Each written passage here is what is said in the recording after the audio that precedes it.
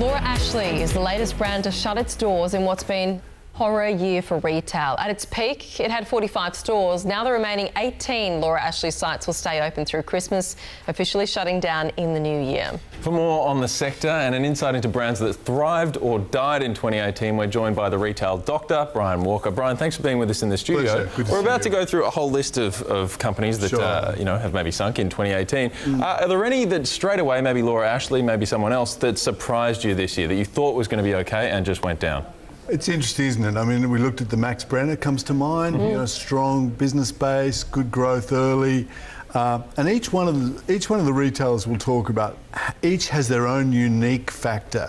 But overlying architecture, if you like, is this great change in retail. We're shopping online, we're researching online, we're far more destinational as shoppers, and retailers have to adapt and adapt quickly. But let's go with the list and see how that plays out. Well, some of them on the list did surprise me. These are some of the apparel brands that entered administration. So we've got those on screen there. Okay. Maggie T. I mean, Gap. I think Gap was probably the one that surprised me. Gap never really fired in this country. No. And when we look at Gap internationally, so big overseas. Well, in the US, it's strong. You know, that's its home brand. But overseas, it hasn't fared that well. That's had a lot to do with range design, production times, seasonal differences.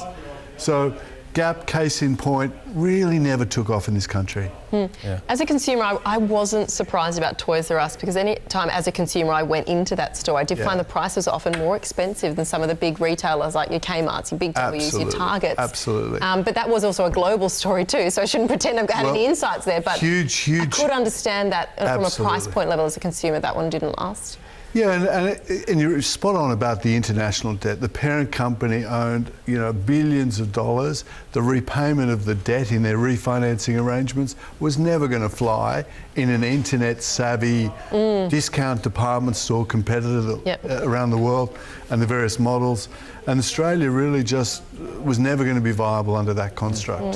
There was another one that was on the list that was interesting to me, which was Mountain Designs, which is kind of this outdoor apparel company. Kathmandu is listed on the ASX in New Zealand. It seems to be doing okay, and then Mountain Designs has this horrible year and closes its doors. So kind of ask the bigger question of, are these companies mistake makers, or are they victims in a broader downturn in retail?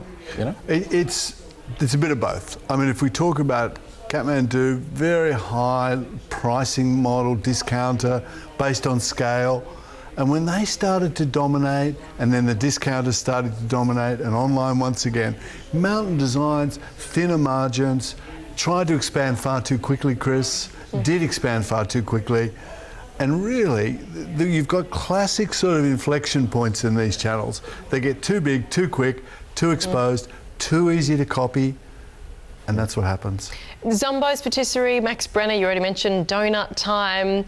We often talk about the anti-sugar trend. Do you think that's part of it? These are all playing a part, for sure, Brooke. These are all factors. I mean, Zumbo you mentioned, and I'm a fan of Zumbo. When I used to have one where I lived, I thought it was fantastic. Too many stores, really too quick for the management structure. Lack of capital. Because you used to have to line up right down the street for a Zumbo's. But you and I were doing that at the busiest times of the week, I'll bet. And there were a whole lot of days where it wasn't quite like that. Okay. And this all plays a part. But over-expanding, very high cost structure, it's very tough. Yeah, we kind of, Brooke brought up Toys R Us before, but also Avon Cosmetics went down. These are global brands. We're seeing some companies double down on their bricks and mortar footprint in Australia to great success if they've got a solid online platform as well. I mean, are these companies that just haven't been doing the right thing when it comes to online? I think there's another factor. We talk now about omni-channel retail. So we look at businesses now doubling their investment in online, doubling their omni-channel customer experience. And then we see these businesses that just haven't adapted. So with great respect to Laura Ashley, with great respect to Maggie T, the fact is their halcyon days in our country were really 3 to 5 to 10 years ago. And it was all about adapting. And it's a bit brutal, because the cycle for these businesses they've only got to have 1 or 2 poor seasons and they struggle. does it leave us with, what's the view that we're left with about retailing, say, for 2019? Is it just, carcasses everywhere, left, right, centre? There's lots of good success stories. Oh, absolutely. I mean, there's Smiggle comes to mind. Smiggle, absolutely. There's other brands that are absolutely on fire. Is Australian Cotton retail On's doing well. Cotton On, sure. Is Australian retail getting some things right? Like, does it have a bright future, or yeah, it does. Is it the struggle down under? It does, but retailers now have to be a little more adaptive. They've got to invest in omni-channel. We call it being fit for business. They've got to be fit for business, and they can't rest on their laurels. No one retailer dominates the way that retailers did when we grew up. If you're a certain style, a certain taste, you had 2 or 3 selected retailers. Now we've got online retail with us 24/7. We've got retail offers from around the world that we can have delivered. And a lot of our retailers are adapting. We've got some great retailers.